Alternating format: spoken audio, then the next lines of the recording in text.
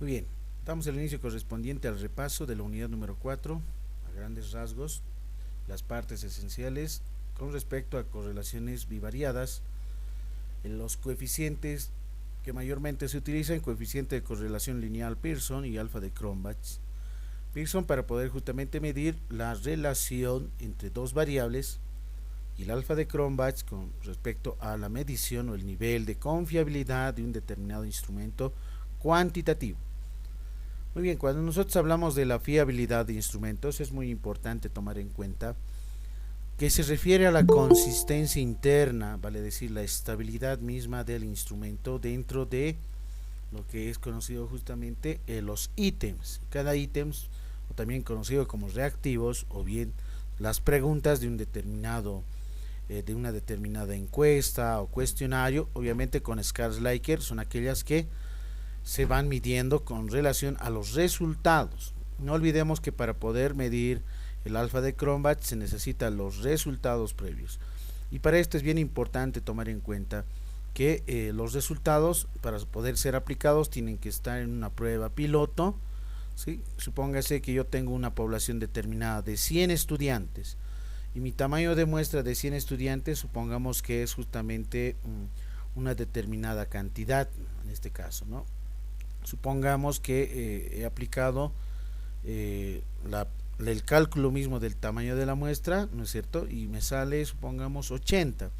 De 100 estudiantes, 80. ¿Eso qué implica?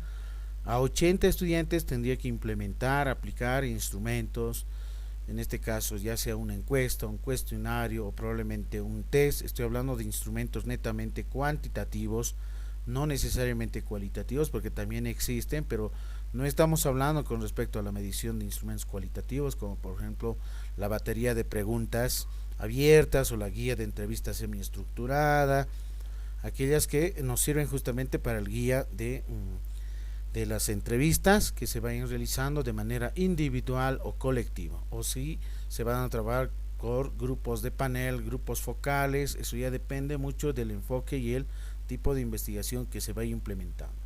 Entonces el alfa de Cronbach, para poder ser medido, es importante tener una prueba piloto, es decir, un resultado que justamente esté en un rango de 14 a 30 sujetos para su confiabilidad.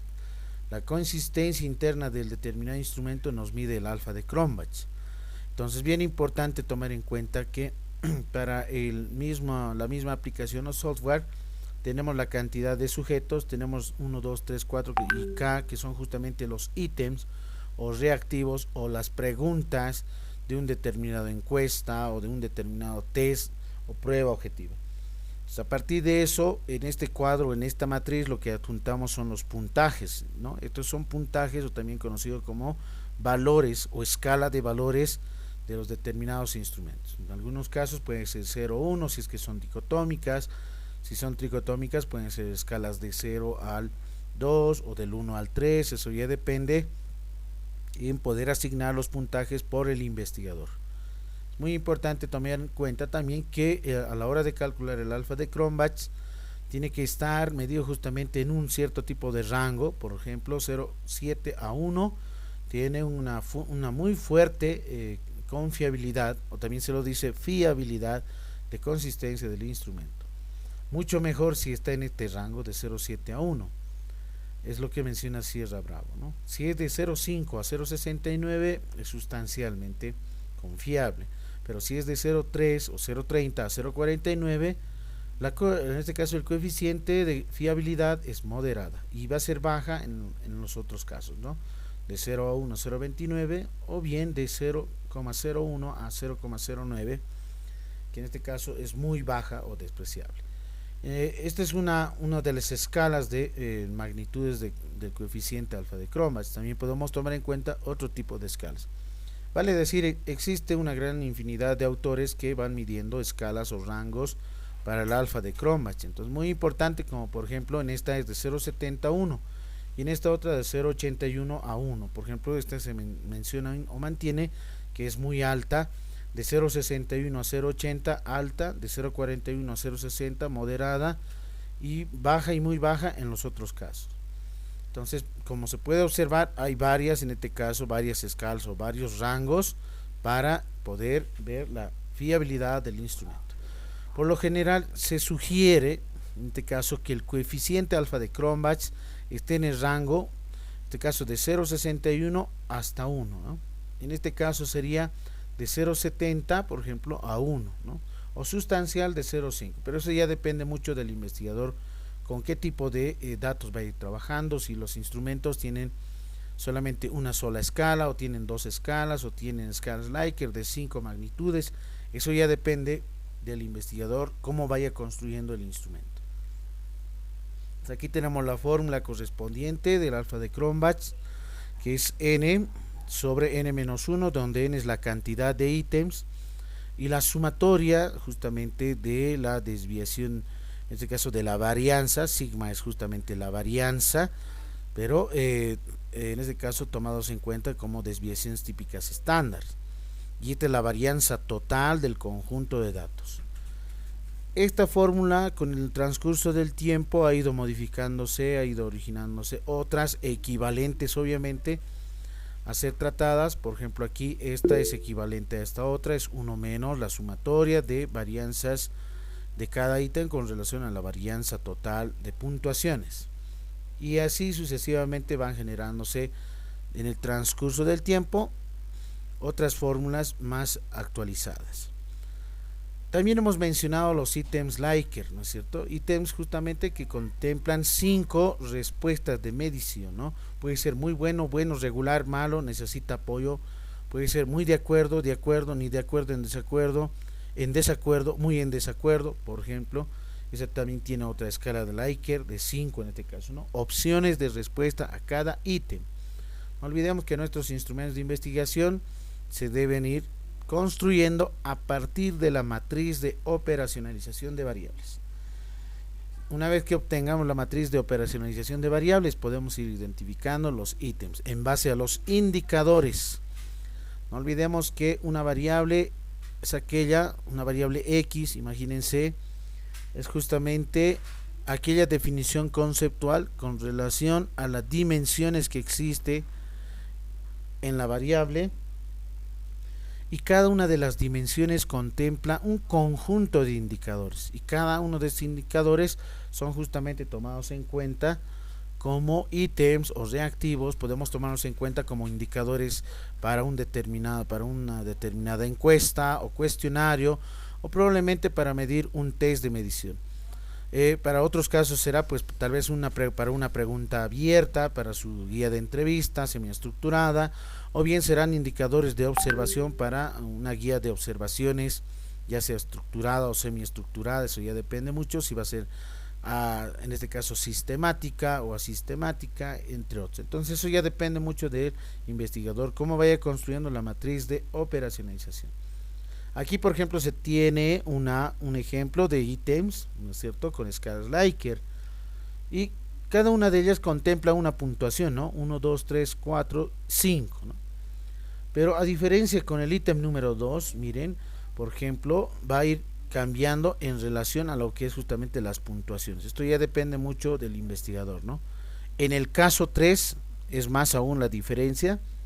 Por ejemplo, la puntuación 5, es decir, lo que mayormente me interesa es justamente la respuesta que me indiquen, en este caso, muy de acuerdo, tiene un puntaje de 5, de acuerdo 4, a diferencia de la anterior, muy de acuerdo 1, de acuerdo 2, ni de acuerdo en desacuerdo 3, por ejemplo, ¿no?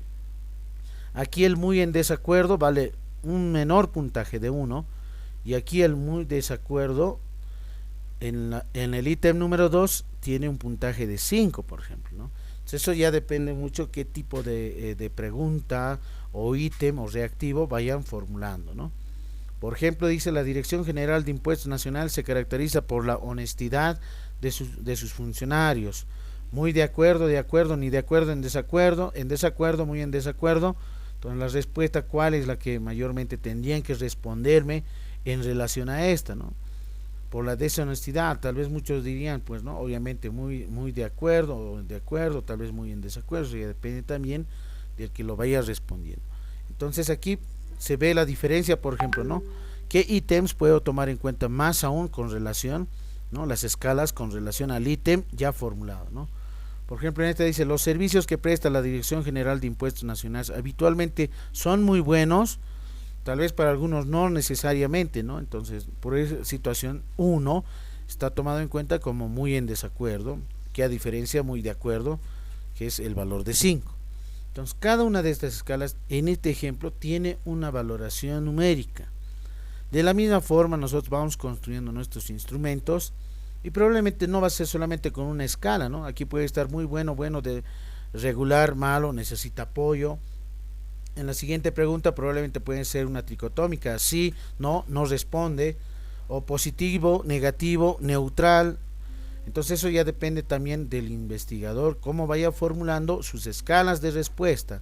No olvidemos que nosotros trabajamos para la validación de confiabilidad del instrumento con relación a lo que es justamente en estos ítems que contemplen preguntas, en este caso cerradas, vale decir que a la hora de encuestar, a la hora de poder aplicar el cuestionario, el sujeto pueda de manera automática o de manera directa responder, ¿no? Aquí no hay un por qué opina o qué sugiere. Esas ya, por ejemplo, ya corresponden a ítems o preguntas abiertas. Entonces nosotros no trabajamos con eso, ¿no? Dentro de la estadística misma, trabajamos con aquellos instrumentos que son preguntas netamente cerradas y trabajadas con escala.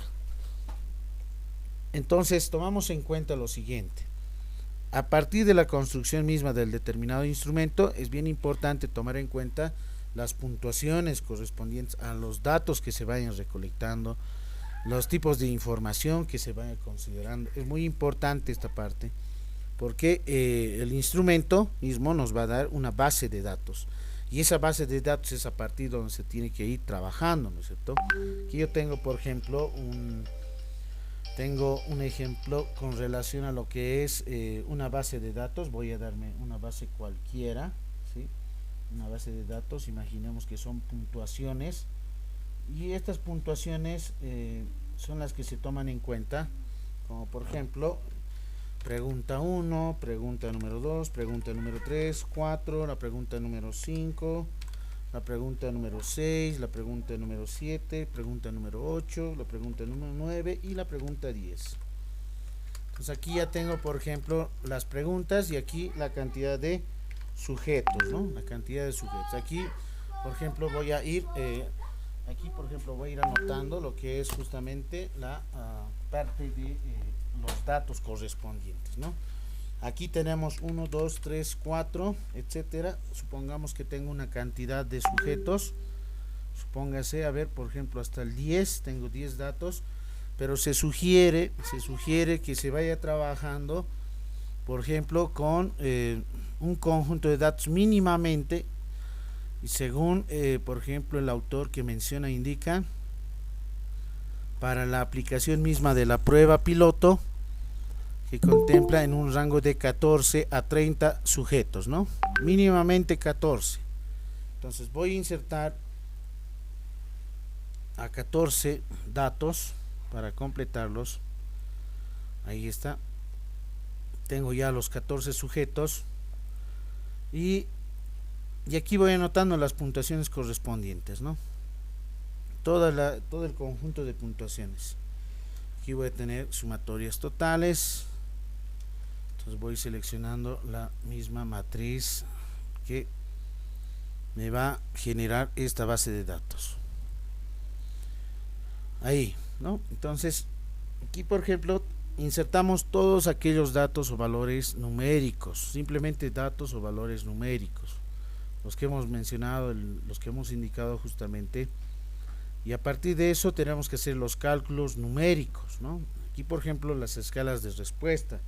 Supongamos que tengo un cuestionario o una encuesta que tiene 5 escalas, ¿no? Del 1 al 5, ¿no? Entonces aquí por ejemplo he respondido 5, aquí tengo la opción de 1, 2, 2, 4, 5, 5, 3, 2, 1. Y para el sujeto número 2 de la misma forma, ¿no? Voy anotando aquí todos los datos o resultados, voy tabulando. Entonces estos datos son los que voy a ir dando, como por ejemplo en la evaluación.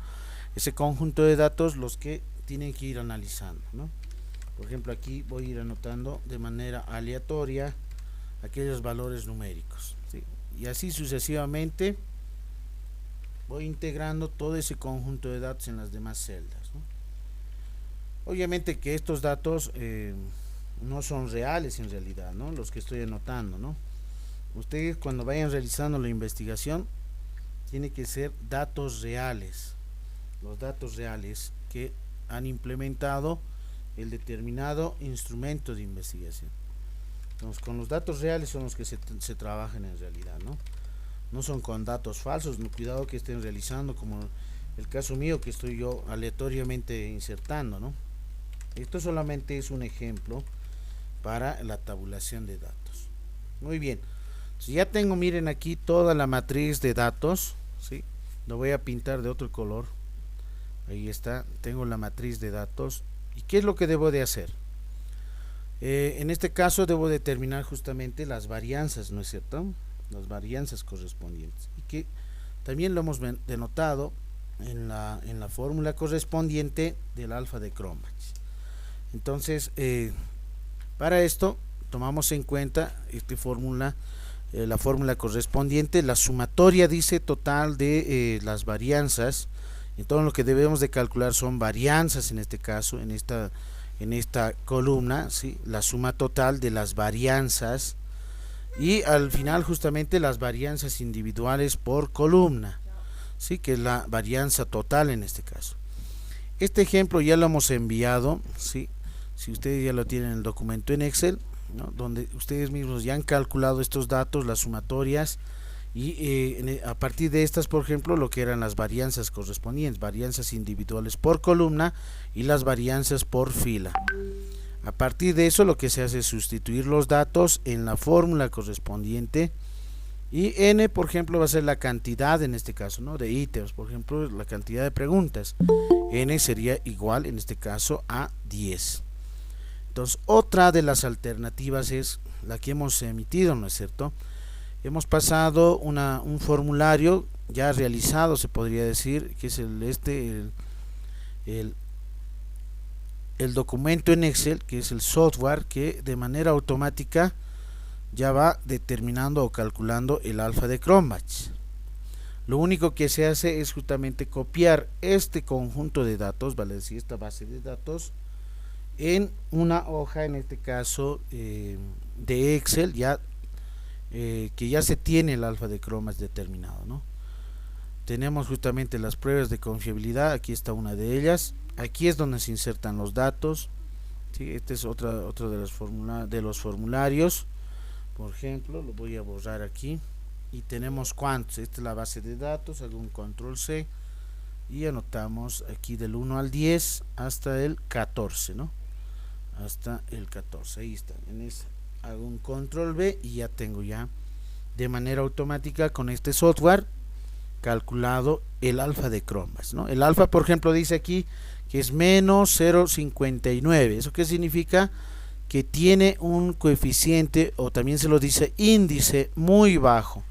Vale decir que ese determinado instrumento en la prueba piloto no es confiable, ¿no? Vale decir que lo que hay que hacer es que estas escalas probablemente no están muy bien escaladas, hay que reformularlas probablemente, a ver, como por ejemplo en esta columna, el ítem número 1, esta es la varianza, por si acaso, dice varianza de cada ítem, ¿no? Esta es la varianza del ítem 1, de la pregunta 1, es 2.35, ¿no? Es muy alto, a diferencia con esta, por ejemplo, del ítem número 3, que es 0,88, ¿no? Entonces la diferencia más o menos va casi el doble y algo más, ¿no? En realidad, entonces, ¿qué indica? Que la varianza de este ítem, ¿no? De estos datos, porque está calculando la varianza de este conjunto de datos, es muy alta. ¿Qué significa? Que este conjunto de datos de columna, de la primera columna, es más disperso. No olvidemos que las medidas de dispersión, como la varianza, la desviación típica estándar, el coeficiente de variación y entre otros, nos miden la dispersión si un conjunto de datos, como es en este caso, está menos disperso o mayormente más disperso, ¿no? Por ejemplo, en el ítem Aquí tenemos en el ítem número 2, de la misma forma, su varianza es muy alto, ¿no? Aquí tenemos el 2,09 también, otro ítem que es muy alto en el ítem número 9, es decir, la pregunta número 9, hay que revisar esas escalas para que esta varianza reduzca o baje a un 0,68, a un 0,88, mucho mejor. Mientras más tiendan a 0, mucho mejor. Vale decir, mientras la varianza de cada ítem tiende a 0,010 o 0,020 o 0,030, etcétera, mucho mejor. Mucho mejor, y así no vamos a tener un alfa de Cronbach muy bajo en realidad, va a ser más aún alto, ¿no? Probablemente saldrá aquí 0,75, 0,85 o 0,90, que ese sí va a indicarte que esta medida es muy alta en realidad, el coeficiente de determinación o también índice de fiabilidad, también se lo conoce de esa forma. Entonces, aquí por ejemplo, se denota que el alfa es negativo. Entonces puede existir en algunas situaciones de que les salga esto, ¿no es cierto? Valores negativos. Entonces, como investigadores, ustedes tienen que ir revisando ítem por ítem, pero aquellos que tienen variabilidades, varianza muy alta, por ejemplo, ítem 1, ítem 2, el ítem número 9, como también puede ser el ítem número 8, porque tiene 1,63, y hasta el ítem número 10, ¿no? Entonces habría que revisar qué es lo que ha ocurrido y las situaciones por esta, ¿no? Por esta causalidad. Cuando nosotros vamos cambiando puntuaciones, por ejemplo, ¿no? En algunas, el muy de acuerdo, por ejemplo, tiene un valor muy alto, 5, ¿no? Y en el ítem número 2, por ejemplo, el muy de acuerdo, en desacuerdo, por ejemplo, es el valor alto de 5, ¿no? A diferencia del muy de acuerdo que tiene un valor 1. Entonces, ahí está la diferencia. Eso es lo que ocurre o lo que ocasiona en el caso de poder hacer el cambio, por ejemplo, de valoración numérica. Entonces es bien importante dar una revisada a esos ítems que probablemente se tiene esta variabilidad muy grande, ¿no? Entonces, ¿qué significa eso? Que la total, es decir, este conjunto de datos tiene una mayor dispersión.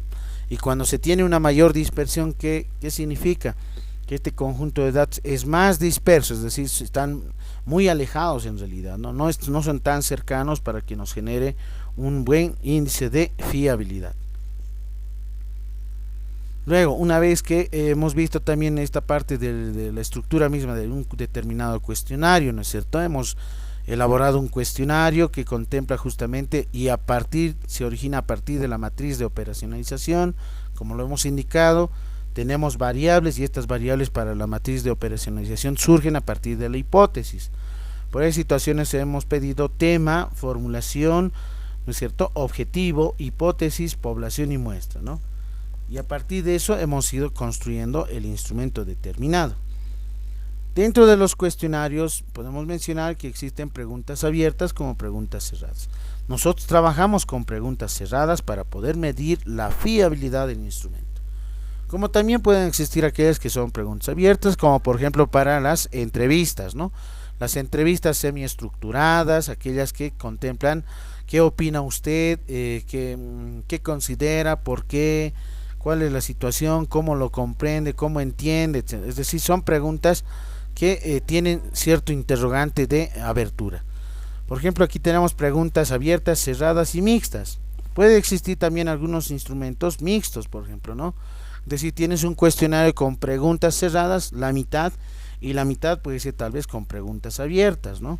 Entonces puede existir ese tipo de instrumentos. Eso ya depende también del enfoque de investigación. Este, por ejemplo, será instrumento mixto de enfoque de investigación mixta, cuantitativo o cualitativo, ¿no?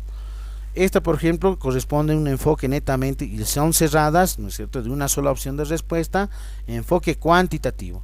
Y esta, que son preguntas o ítems abiertos netamente, son de enfoque netamente cualitativo, ¿no? Entonces ahí está la diferencia, y que cada uno de estas preguntas corresponde a cierto tipo de instrumento en relación al diseño de investigación, a los enfoques. Recordemos que en la unidad número 1 hemos hablado de enfoques de investigación. Son 3: el enfoque mixto, el enfoque cuantitativo y el enfoque cualitativo. Nosotros realizamos mediciones de coeficientes con el enfoque cuantitativo necesariamente. En algunos casos será para enfoques mixtos.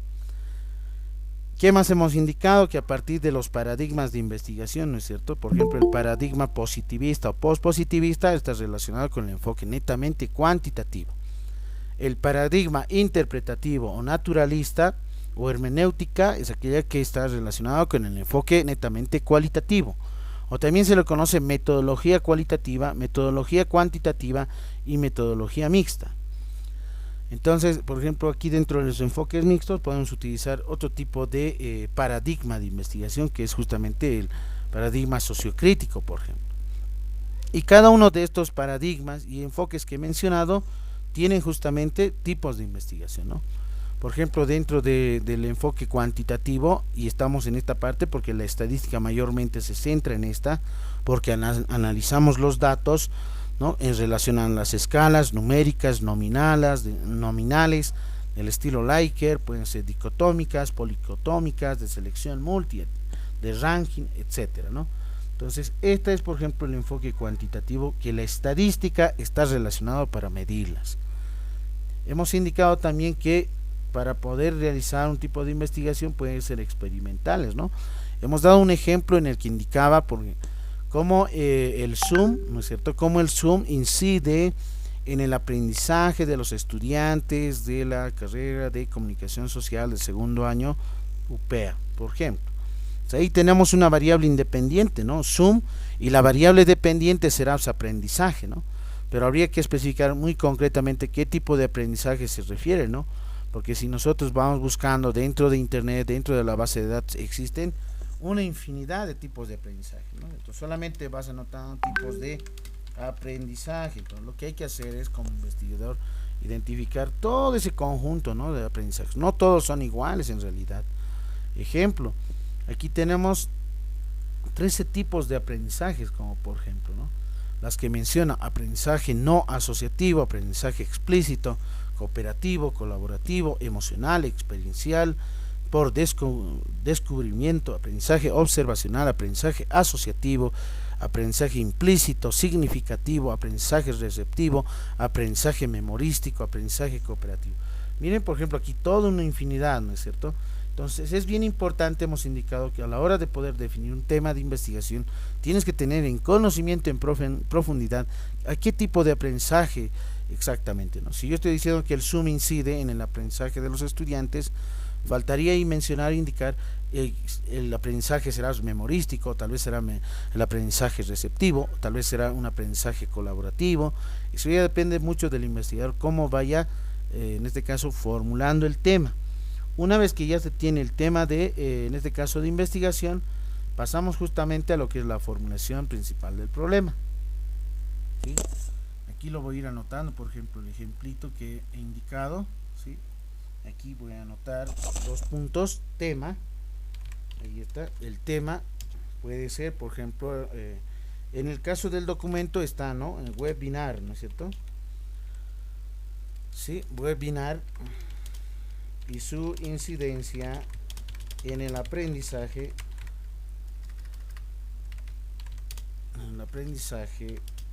de los estudiantes de la carrera de comunicación social.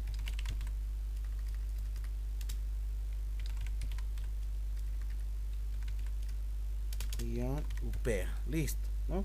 Por ejemplo, aquí ya tengo una primera variable que hemos identificado, ¿no? Aquí está X, 2 puntos, sería el webinar. Tengo la siguiente variable y es bien importante identificar las variables: aprendizaje. Pero ¿qué tipo de aprendizaje, no? Entonces aquí tendríamos que insertar tipo de aprendizaje. Aquí, como lo hemos observado, son 13, ¿no? ¿Qué tal si es el aprendizaje receptivo? El aprendizaje receptivo, ¿no? Listo, entonces aquí nuestra variable dependiente será el aprendizaje receptivo, ¿sí? Ahí está, aprendizaje receptivo. Entonces tengo la variable independiente, que es esta de aquí, así se lo conoce, variable independiente, y la variable dependiente, ¿sí? Entonces lo que yo voy a realizar después de poder identificado el tema, puedo ir formulando, ¿no es cierto? Formulando ¿qué cosa? La pregunta, ¿no? La pregunta central del problema. Y para la pregunta central del problema es aquella justamente la interrogante, se abre una interrogante y muchos no lo han hecho eso, no han podido formular. La pregunta central es, por ejemplo, yo quiero saber, no, conocer cómo el webinar incide, ¿no? No puedo decir cuál es el webinar o cuáles son, o qué webinar, ¿no es cierto? Sino cómo, entonces yo tendría que verificar cómo el webinar, incide en el aprendizaje receptivo de los estudiantes de la carrera de comunicación social UPEA y el tiempo, ¿no? Durante la gestión 2021.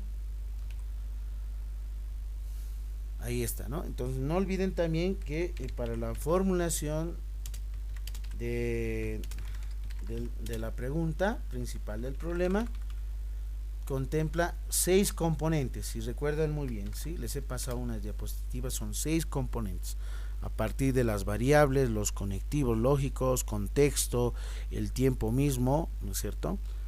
Y luego viene lo que hemos formulado, el objetivo general, ¿no? Y para esto también les he pasado un documento que era para objetivos, la taxonomía de Bloom, ¿no? Por ejemplo, para la categorización de objetivos generales y específicos, ¿no? Que también tiene los componentes. Se inicia con el primer componente, un verbo genérico, ¿no? Por ejemplo, la pregunta es ¿cómo el webinar? Entonces yo tendría que determinar, ¿no? La incidencia del webinar en el aprendizaje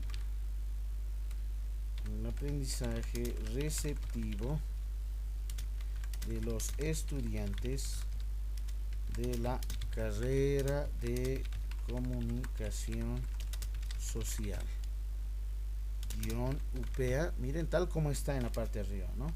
Durante la gestión 2021. Listo. Tienen los mismos, casi los mismos elementos, ¿no? Que la pregunta central, o también se le conoce como la formulación principal del problema, ¿no? Entonces aquí también otra de las cuestiones bien importantes es saber aprendizaje receptivo, pero en qué, tal vez alguno quiere particularizar, ¿no? Puede hacerlo, ¿no? Yo estoy diciendo de manera muy genérica, ¿no? Aprendizaje receptivo en la materia de taller de estadística, en epistemología, en etcétera, ¿no? O sea, todas las asignaturas tendría que tomar en cuenta, ¿no? O sea, aquí, por ejemplo, también se tendría que mencionar estudiantes de qué año, ¿no? Del segundo año, del quinto año, del primer año. Entonces, hay elementos que aún hay que ir completando, ¿no? Entonces, yo estoy formulando de manera muy genérica, ¿no? La idea es principal. Pero cuando ustedes vayan realizando, formulando su investigación, bien importante detallar, ¿no? Aquí aprendizaje receptivo en la asignatura de taller de estadística de los estudiantes del segundo año de la carrera de comunicación social UPEA durante la gestión 2021. Listo, ¿no? Algo por ahí tiene que ir completándose, ¿no? Pero yo lo estoy haciendo de manera genérica, ¿ya? Ahora, una vez que ya tenemos ahí, insertamos la hipótesis. ¿Y qué es la hipótesis? Es la respuesta a esta pregunta central. Dice, ¿cómo el webinar incide? ¿Cómo incide? Pues la hipótesis sería, ¿no? Por ejemplo, el webinar incide de manera directa y significativa en el aprendizaje receptivo de los estudiantes de la carrera de comunicación social UPEA. Ahí, ¿no? Por ejemplo, aquí estoy mencionando que el webinar incide de manera directa, ¿no? Aquí dice claramente cómo incide. Entonces incide de manera directa y significativa, ¿no? Es la parte de la respuesta a la pregunta, ¿no? Y lo voy a pintar de color rojo y remarcado. Esa es, ¿no? Aquí menciona cómo. Y lo voy a pintar. ¿Cómo incide? ¿Cómo incide? De manera directa y significativa, ¿no? ¿Qué es lo que se quiere lograr? Que se quiere determinar esa incidencia en realidad, ¿no? Ahí está, quiero determinar la incidencia. Ya tenemos tema, pregunta, objetivo, hipótesis. ¿Qué nos falta? Población y muestra. Población y muestra. Entonces, aquí, si yo voy a trabajar con estudiantes de la carrera de comunicación social, con toditos, es decir, del primero a quinto año, yo tendría que insertar, ¿no? Población y cantidad. ¿Sí? La población, por ejemplo, será primero, segundo, tercero. Aquí está, tercero, aquí tercer año, ¿sí? Aquí segundo año. Aquí podemos insertar el primer año. Listo, ¿no? Ahí está. Generamos hasta ahí, hasta el quinto año, y aquí tenemos el total. Pues miren, yo estoy trabajando con todos los estudiantes de la carrera de comunicación social en esta investigación, en este tema de investigación, por lo cual necesito determinar una muestra, ¿no? Porque van a ser una gran cantidad, ¿no? Primer año, a ver, por ejemplo, cuántos paralelos existen. Deben ser varios en realidad, ¿no? Debe ser, por ejemplo, unos 5 paralelos o 4. Supongamos que son 4. Y cada paralelo, ¿cuánto es la cantidad de estudiantes? 50, digamos, ¿no? 50 por 4, ¿cuánto se hace? Ya 200 estudiantes, primer año. Es una hipótesis nada más, ¿no? La segundo año. Y ustedes tienen que extraer aquí y exactamente tienen que anotar fuente, no se olviden eso. Es bien importante insertar aquí fuente, ¿no? Dentro de las investigaciones se inserta fuente, ¿ya? ¿De dónde se ha sacado esta información? Supongamos Cardex, comunicación social, guión UPEA, ahí está, ¿no? 2021. Listo, no sé, debe de existir siempre una fuente, ¿no? Una fuente de donde se haya extraído los datos, ¿sí? Y estos datos tienen que ser reales, no es simplemente anotar los valores numéricos, ¿está bien? Segundo año, por ejemplo, serán tal vez 300, no lo sé. Tercer año, tal vez 250. Cuarto año se reduce, ya pocos, algunos ya se casan, lo dejan, listo, ya unos 200 estudiantes. Quinto año, ya simplemente poquitos ya van llegando, ¿no? 100 estudiantes, ¿no? Pocos. Y los que se van a titular menos aún, reducidos en realidad. Entonces, sumatoria, hacemos la sumatoria total. ¿Cuántos habían sido en total en la carrera? Ahí está. El tamaño de la población es de 1050. Este es justamente el N mayúscula, no se olviden. Aquí lo voy a anotar entre paréntesis, población lo hemos denotado con N mayúscula, ¿sí? La población, es decir, N vale 1050. Entonces, una vez obtenido esto, pasamos al siguiente cuadro y de la misma forma debo de ir calculando, ¿no es cierto? Debo calcular ¿qué cosa? Debo calcular la muestra. Y aquí ya lo vamos a anotar, ya no población, sino muestra. Y la muestra en este caso será de N minúscula, supongamos, ahí, y la cantidad, ¿no? Ahora, como yo tengo estratos, miren, tengo estratos, tengo que calcular en este caso una cantidad determinada. Primero tendría que saber cuánto es el valor de N, ¿no? Decir N minúscula, ¿cuánto es en realidad? ¿Cuánto sería N minúscula, no? ¿Cuánto es ese tamaño de muestra de esta población, ¿no? Si yo quiero saber N a partir de N mayúscula, que es igual a 1050, a eso me refiero. Entonces, esto lo hemos visto en la unidad número 1, ¿sí? Si recuerdan, calculamos esto con niveles, ¿no es cierto? El nivel Z hemos dicho, trabajado, definido a un 95% de confiabilidad. El error de muestreo será de cuánto, del 5%, dijimos, ¿no? 0.05. La probabilidad de ser elegido o de éxito es el 50% y la probabilidad de fracaso, por ejemplo, en este caso también va a ser el otro complemento, ¿no? El 50%, ¿no? Con estos datos son los que se tiene que ir determinando el tamaño de la muestra. Una vez determinado el tamaño de la muestra, recién voy a los estratos y estaba justamente dentro de la unidad número 2, ¿no? Lo que es justamente conocido como muestreo por estratificación simple, por afijación simple, afijación proporcional, entre otros. Por ejemplo, aquí lo que debo de hacer es calcular, ¿no es cierto?, los estratos, la cantidad. Aquí, ¿qué es lo que me tiene que salir? Esto lo voy a borrar. Aquí me tiene que salir el tamaño de la muestra en este caso, ¿no? Ahora, ¿cómo calculamos el tamaño de la muestra? Hemos pasado un documento en Excel también, que es, decía software, ¿no es cierto? Software estadístico, ¿no? El software que determina el tamaño de la muestra. Aquí lo vamos a encontrar en instantes, el software para el cálculo del tamaño de la muestra, que es bien importante, ¿no? Solamente calcular nada más, calcular el tamaño. Algunos lo pueden hacer de manera manual, pero ya cuando ustedes vayan realizando la misma tesis, no les va a dar el tiempo de estar calculando de manera manual. Entonces es preferible utilizar un software y hacerlo de manera más efectiva y eficiente posible. ¿Sí? A ver dónde está, tenemos aquí, lo hemos indicado como software, ¿no? Software estadístico indica. Veamos el Excel. Aquí está, ¿no? Software del tamaño de la muestra. Es este, ¿no? El que les he enviado, ¿sí? Población finita, con esos son los que trabajamos. Esta es la fórmula, lo pueden copiar. ¿Cuánto es el tamaño de la población? El tamaño de la población, aquí está, 1050, y anotamos 1050, listo. Probabilidad de 50-50, 95-5, ¿sí? Con todos estos elementos, muy bien. Y ahí tenemos, ¿no? 281.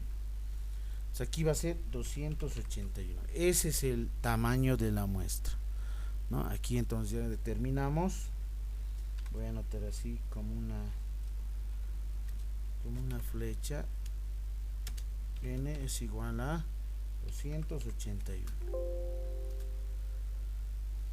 Ahí está.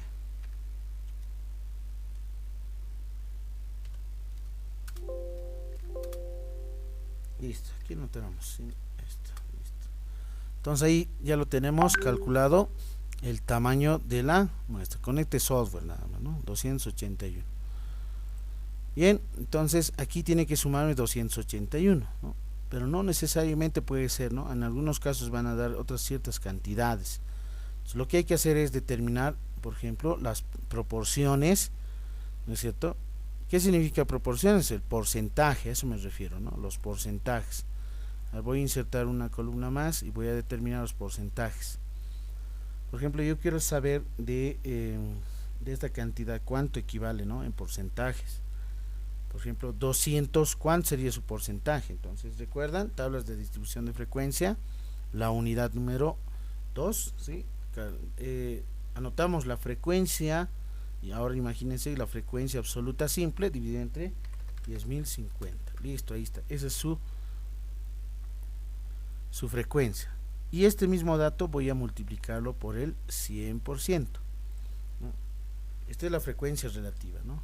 Esto multiplicamos por el 100% y ya tengo el porcentaje determinado. Y lo puedo reducir los decimales a 19%, por ejemplo, ¿no? Ahí está, 19, 29, 24, etc. Estas son frecuencias relativas, ya que podemos ir trabajando simplemente con dos dígitos, dijimos, ¿no? Y la sumatoria siempre nos va a dar 1, en el otro caso 100, ¿no? Esto se lo conoce como frecuencia relativa, FR, así lo hemos de anotar, o H sub I, ¿no? Y este es la frecuencia porcentual, P minúscula, o bien HI en porcentajes, también se lo denota de esa forma, ¿no? Es decir, esta es la frecuencia relativa, la frecuencia porcentual, y esta que dice cantidad siempre es la frecuencia absoluta, o FI lo hemos denotado, ¿no? ¿Sí? Si recuerdan muy bien, para tablas, ¿no? Entonces ya tengo aquí yo los porcentajes. ¿Qué debo de hacer? Estos porcentajes debo de multiplicar por esta cantidad, por ejemplo, ¿no? Del tamaño de la muestra, ¿no? Aquí, por ejemplo, voy a multiplicar este por 281 y voy a dividir también esta cantidad entre 100 porque está en porcentajes.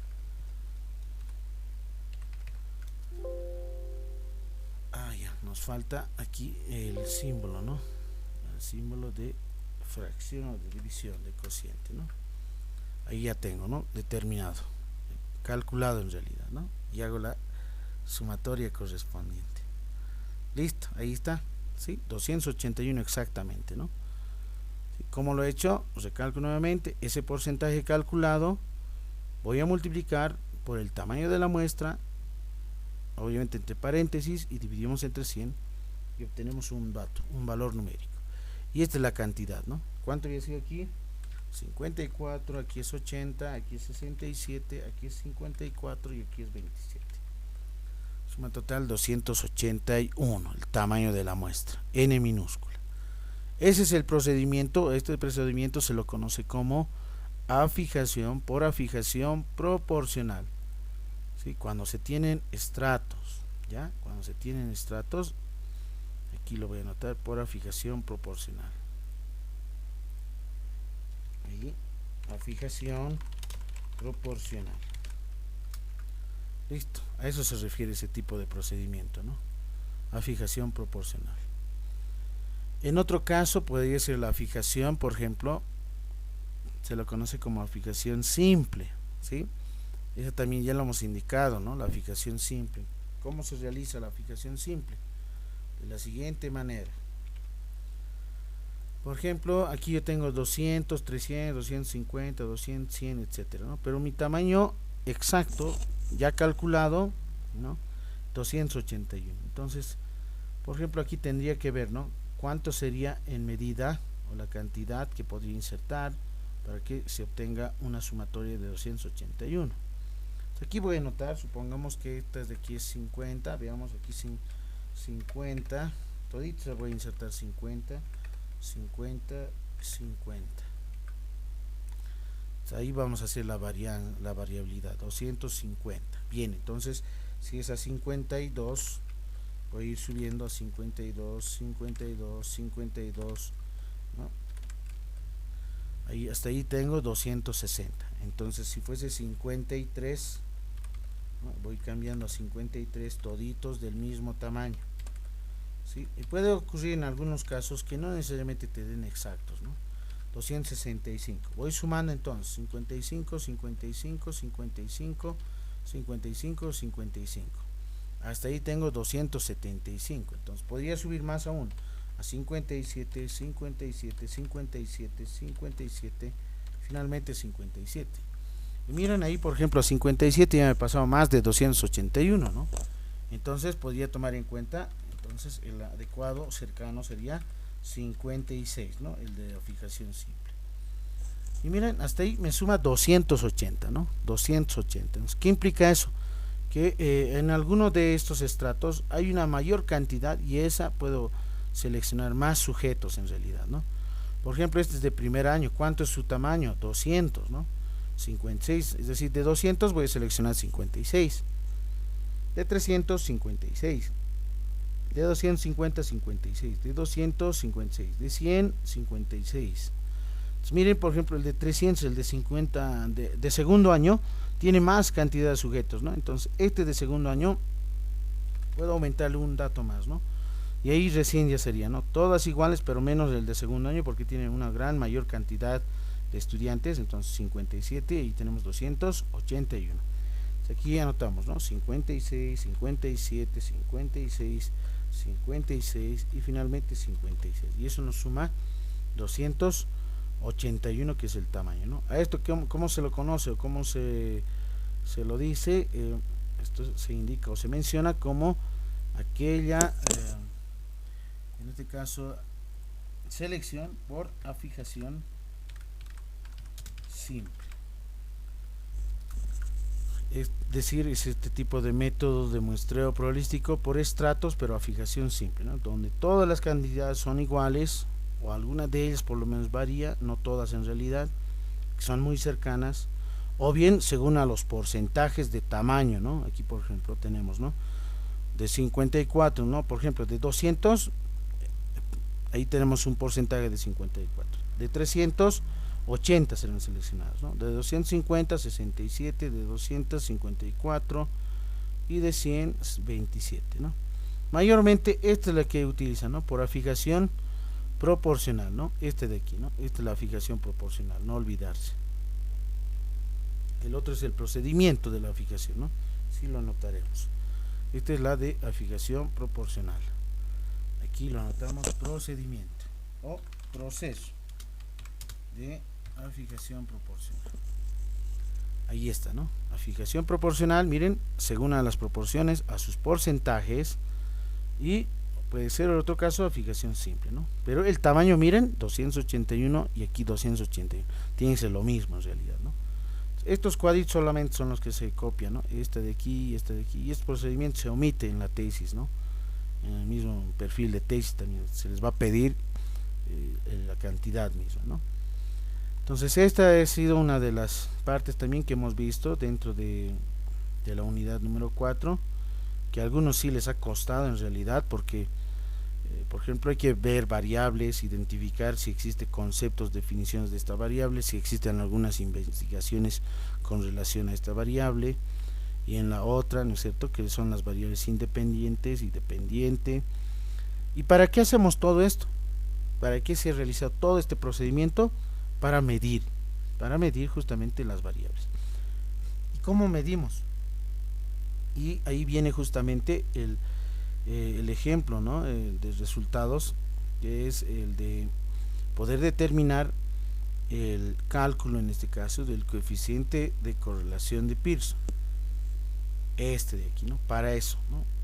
Es decir, medimos también las variables en relación a un instrumento cuantitativo, que también les he pasado este documento en Excel, ¿no?, para puntuaciones directas. O sea, hay tres formas de medir coeficiente de correlación de Pearson. También se lo conoce coeficiente lineal, algunos lo conocen como coeficiente producto punto, tiene tres nombres. Ya el coeficiente de correlación de Pearson se puede calcular mediante puntuaciones directas, ¿no? Ahí hay un procedimiento de ejemplo. Se puede calcular mediante puntuaciones diferenciales o centradas, ¿no?, con relación a sus medias, y esa es su fórmula, o bien por puntuaciones estandarizadas, ¿no?, es decir, con la Z estandarizada, ¿no?, y ahí se tiene su procedimiento y la fórmula aplicada, ¿no? Entonces, por cualquiera de esas tres opciones se puede determinar, ¿no?, por cualquiera de ellas, ¿no? El procedimiento más largo son de puntuaciones directas, por ejemplo, ¿no?, porque tienes que calcular promedios, hacer las diferencias, calcular la varianza y entre otros elementos. Mientras para las diferenciales o centradas solamente necesitas, ¿qué cosa?, los promedios, las diferencias y listo, ¿no? Se determina de manera muy rápida. En nuestro caso de ejemplo, de este de webinar, tendría que ver si existe alguna correlación, ¿no? En el ejemplo que he realizado, por ejemplo, webinar, variable independiente y aprendizaje receptivo. Entonces, ¿cuál sería la idea para poder hacer medir, ver si el webinar tiene relación con el aprendizaje? Entonces, aquí lo que debo de hacer y tienes que pensar es aplicar un instrumento, ¿sí? Entonces, aquí instrumento número 1, ¿sí? Y en esta otra, de la misma forma, instrumento número 2. Ahora, aquí hay que pensarlo muy bien. ¿Qué es lo que yo voy a medir? Lo que yo quiero medir es la variable, ¿no es cierto? La variable es lo que se quiere medir. Entonces, yo ¿cómo puedo medir el webinar? Y eso hay que pensarlo muy bien, ¿no? ¿Cómo yo puedo medir? Mediante un test, una encuesta, un cuestionario. Es decir, cuando hablamos de medida es ver instrumentos cuantitativos, ¿no? Por ejemplo, para el instrumento, este no es 2, este es 1, instrumento número 1, este es al revés, ¿no? Instrumento número 1 y este es el instrumento número 2. Listo. Entonces, para webinar es aquella justamente, ¿no?, aquello que se realiza. Tal vez puedo aplicar un test o prueba, ¿sí?, objetiva, con puntuaciones, ¿no?, con puntuaciones. Y para el aprendizaje receptivo podría utilizar tal vez un test de aprendizaje, ¿no? Test de aprendizaje. Listo, ya tengo dos tests. Aplico a la determinada muestra 281, son muchos en realidad, ¿no? Entonces voy a aplicar los tests para medir y voy a tener, como en el ejemplo similar a este, datos, ¿no es cierto? La primera variable X aquí será webinar, la segunda variable será justamente lo que es, en este caso, aprendizaje receptivo, ¿no? Entonces aquí va a haber puntuaciones, ¿no? ¿Cuántos van a ser? 200, aquí está claramente, ¿no? 281, ¿no? datos van a ser en realidad, ¿no? ¿Sí? Este sigue son simplemente un ejemplo bien particular de 10 nada más, ¿no? Pero tendría que ser 281 del test de webinar y del test de aprendizaje receptivo también 281, que son puntuaciones, ¿no? Puntajes. Y a partir de esos puntajes se miden justamente lo que es el coeficiente de correlación de Pearson, ¿sí? Entonces, para no tardar un poco, supongamos que el tamaño de mi muestra es igual a 10 simplemente, ¿ya? Y los datos son los siguientes, ¿no? Aquí voy a copiar todo esto, me va a servir un control C y lo llevo aquí. Ahí. Listo, ya tengo. X para nosotros, ¿qué es? Webinar. Entonces aquí voy a buscar webinar. Y aquí va a ser aprendizaje, ¿no? Aprendizaje receptivo. Listo. Para el webinar he aplicado un primer instrumento, un test, una prueba objetiva, y para el aprendizaje receptivo un test. Si es aprendizaje, obviamente va a ser sobre 100%, ¿no? Sobre 100 puntos en realidad, a eso me refiero, ¿no? Y para el webinar puedo hacer una escala de test, ¿no? Del 1 al 10 en este caso, ¿no? 1 al 10. Del 1 al 10, ¿no? Listo. Esa forma voy a calificar, ¿no? Del 1 al 10. Y el test, que es la prueba del aprendizaje, sobre 100 puntos. Muy bien. Aquí es del 1 al 10, ¿sí? Y aquí es sobre 100 puntos. Listo. Entonces aquí voy a anotar primer sujeto, ahí está, ¿no? Datos, webinar del 1 al 10. Supongamos que en el webinar se ha sacado un puntaje de 5, pero en su aprendizaje receptivo tiene 40. Supongamos que aquí se ha obtenido un puntaje de 10, el sujeto número 2, y en su evaluación se ha sacado un 85 sobre 100. En el siguiente un valor de 4, y aquí se ha sacado un valor de 60, un valor de 3, puede ocurrir ese caso, y aquí se ha sacado un puntaje de 45, tal vez un nivel de 2, y aquí puntaje de 35, muy bajo, puede ser el nivel de 6, y aquí puede ser 70, ¿no? Y así sucesivamente voy insertando todos los datos con relación a los test, ¿no? Es decir, a 10 nada más, supongamos que es 10, ¿ya? Pero aquí en mi muestra es 281, entonces tendría que tener 281, ¿no? Ojo, no olvidarse eso. Bien, entonces aquí voy insertando todas esas puntuaciones. Aquí voy a anotar el 100, digamos, aquí está 8, y aquí se ha quedado 70, aquí supongamos 6, y aquí 55, listo. Entonces ya he insertado los datos, ¿sí? Ya los he insertado los datos, ¿no? Entonces ya aquí ya se calculó de manera automática. Por ejemplo, esta es la suma total de estos datos, ahí está, suma total 62, su promedio ¿cuánto sería? 62 sobre 10, que es 6.2. En esta otra también sumamos 640, la sumatoria total, dividimos entre 10, 64 es el promedio. Aquí es elevado al cuadrado, 5 al cuadrado, eso es 25, 10 al cuadrado 100, 4 al cuadrado 16, 3 al cuadrado 9, etcétera. De esta de la misma forma, ¿no es cierto? 40 al cuadrado es igual a 1600, ¿no? 60 elevado al cuadrado, 3600, y etcétera, ¿no? Es decir, son los cuadrados, es decir, el exponente cuadrático elevado, ¿no? Ahí. Bien, entonces al final luego también hacemos una sumatoria, que es este de aquí, y dividimos entre 10, porque son 10 datos, ¿no? Este es lo mismo, sumamos, eso es 454, dividimos entre 10, 45.4. Y este es el producto X por Y, ¿no? Es decir, multiplicas los datos 5 por 4, ahí está, ¿no? Perdón, 5 por 40, eso es 200, ¿no? 10 por 85, 850. 4 por 60, 240, ¿no? Y al final hacemos una sumatoria, ahí está. Dividimos entre 10 porque tenemos 10 datos, ¿no? Si fuese 281, entonces tendría 281 datos, y al final tendría que dividir por entre 281, ¿no? No olvidarse, ¿no? No olvidarse que el promedio es la sumatoria de datos de todos los datos dividido entre la cantidad de datos que se tiene. Listo. Este de aquí, por ejemplo, vamos a ir determinando. Ya una vez calculado, tenemos este valor, ¿no? Este es el promedio, ya tenemos los promedios, ¿no? Los promedios correspondientes. La fórmula es esta, lo voy a copiar, ¿sí? Para calcular el coeficiente de correlación de Pearson. ¿Qué es lo que necesitamos? Promedios. Los promedios, ¿cuáles son? Este de aquí, por ejemplo, es el X barra, ¿sí? Esta es la media X, y esta es la media Y, ¿sí? Es decir, me refiero, X barra es 66,2 y Y barra es 64. Ya tengo este producto. Sumatoria de X por Y dividido entre N, ¿dónde está?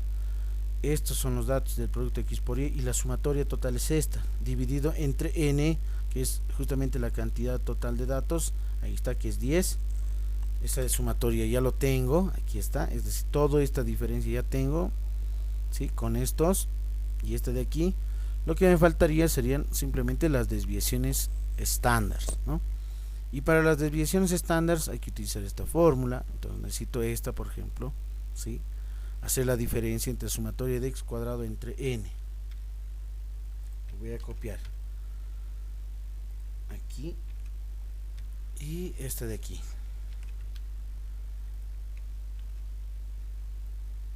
Listo, ahí está. Bien, sumatoria de x cuadrado, ¿dónde está? Es este, el total dividido entre n es 45,4, ya está, menos el promedio al cuadrado, dice, ¿no? Este es x cuadrado, ¿no? Pero ¿cuánto sería?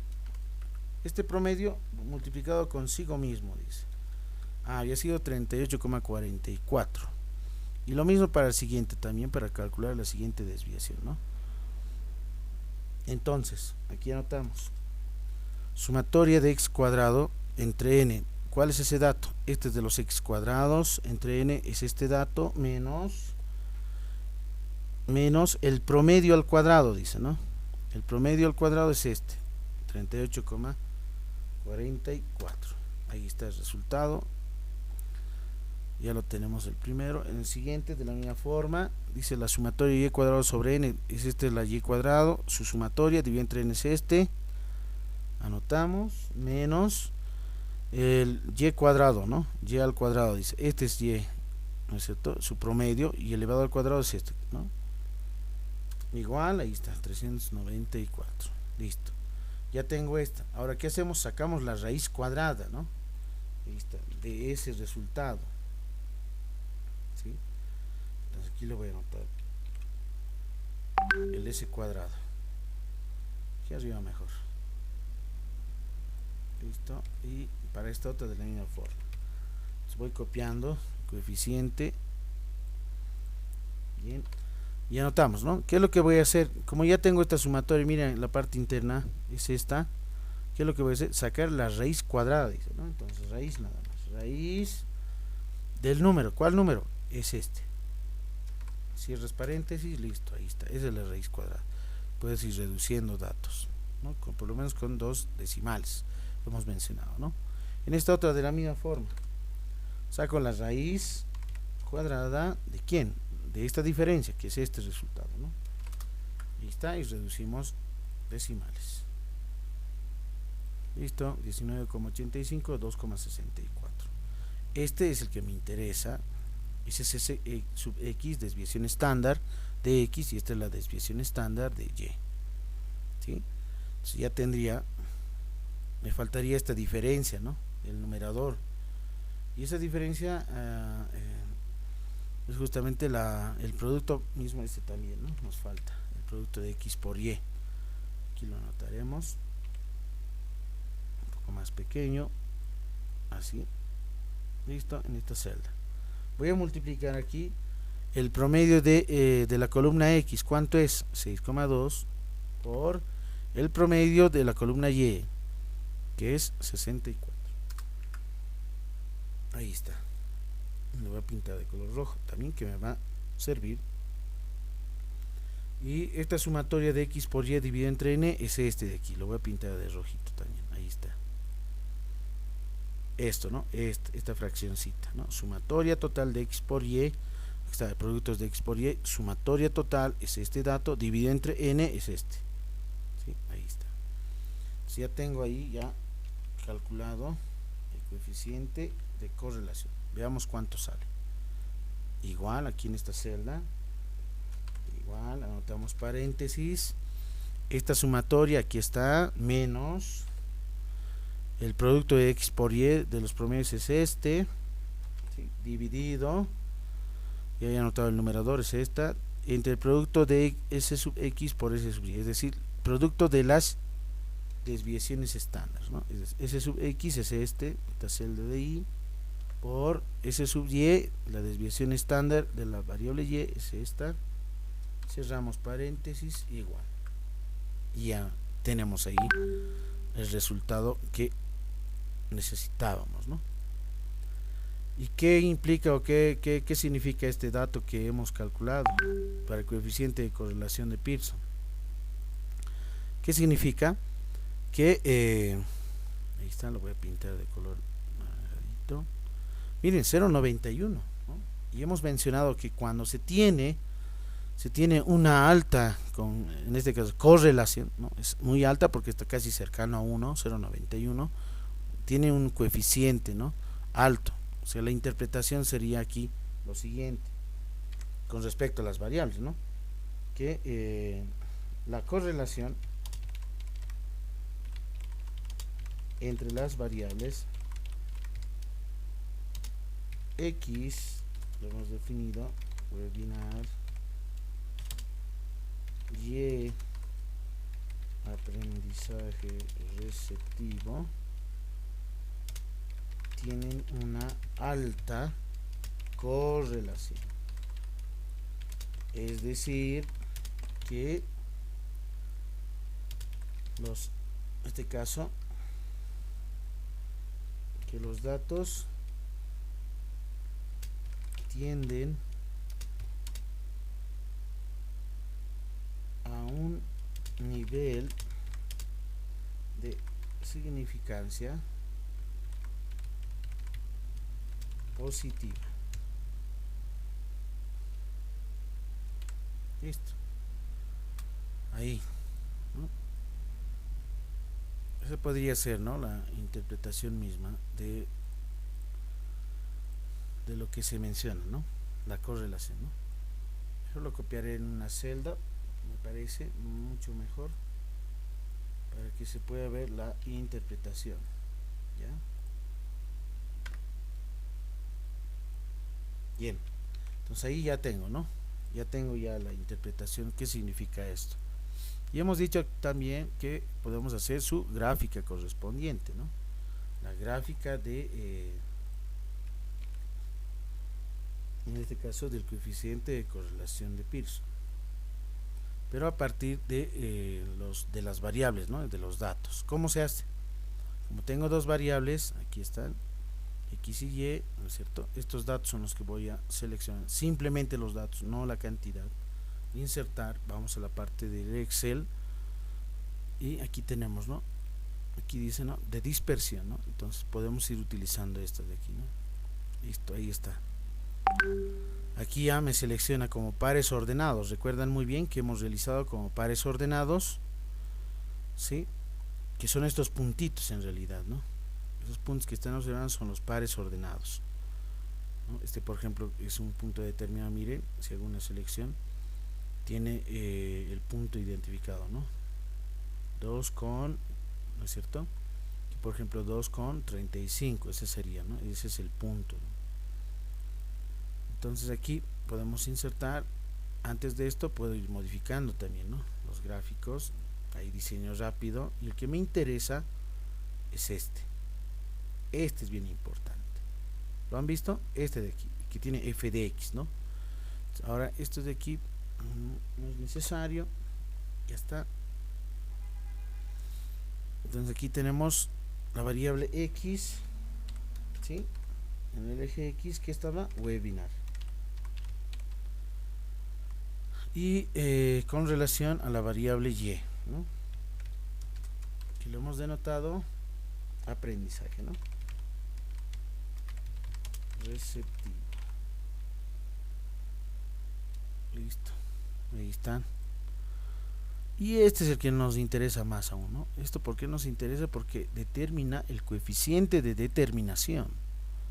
Eso me olvidaba anotarlo ya, anótense. El coeficiente de determinación es este R cuadrado, ¿sí? Que es justamente 0,82, ¿no? O sea, es menor que el coeficiente de correlación de Pearson, ¿no? ¿Sí?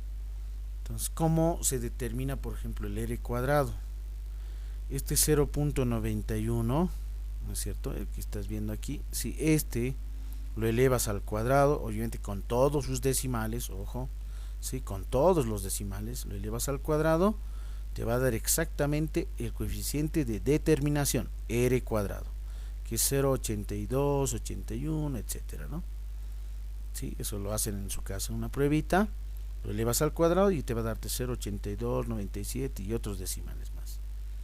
Y este que están viendo y es igual, aquí tenemos a por x más b, es simplemente la ecuación de esta recta lineal, y claramente hemos mencionado que los puntos no están tan dispersos, pero sí se acercan a una línea recta, en este caso una medida, se podría decir, de correlación positiva, ¿no? Por eso es que nos ha dado 0,91, correlación positiva, obviamente dependiente positiva. Por lo tanto, eso implica que las variables están estrechamente relacionadas, ¿no? Aquí lo voy a anotar, correlación de variables. Correlación de variables. Listo. Entonces ahí ya tenemos, ¿no es cierto? Y estos puntos son específicos, ¿no? Eso ya son algunas formas que puedes insertar a algunos datos, ¿no? Etiqueta de datos, por ejemplo, ahí está, ¿no? Etiqueta de datos de la barra, puede ser con leyenda, aquí hemos borrado, ¿no? De datos, por ejemplo, ¿no? Ahí está. Tiene de 2, una escala de altura 35, aquí es un valor de 3 a 45, de 4 a 60, de 5 40, de 6 55 y 70, de 8 80 y de 10 tenemos de 85 y 100, ¿no? Que son justamente estos datos, ¿no? Aquí está. De 10, un valor de 100, aquí tenemos un 10 de valor de 85. Estos son puntos ordenados, ¿no? En el plano cartesiano.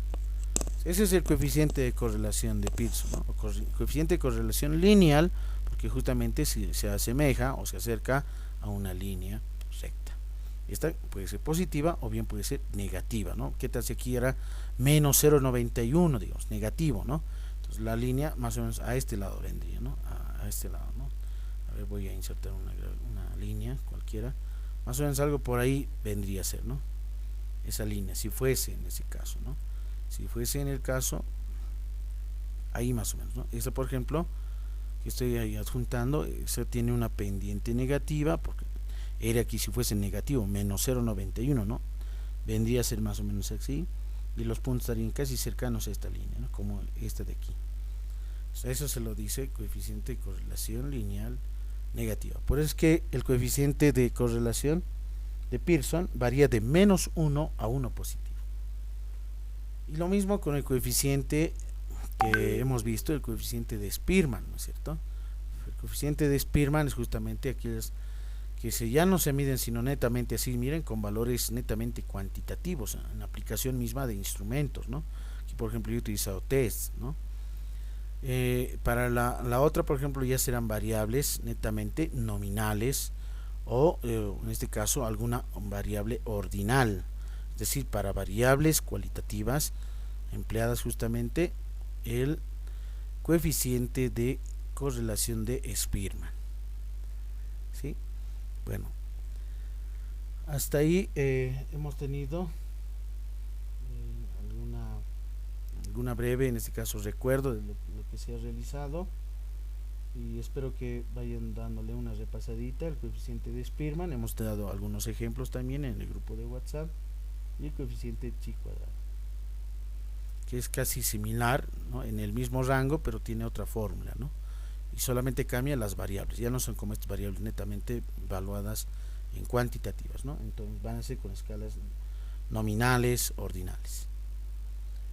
Bueno, muchas gracias por su atención, espero que les sirva el video correspondiente de fortalecimiento, y hasta el día jueves ahí se tiene justamente la evaluación de la unidad número 4. Muy buenos días a todos.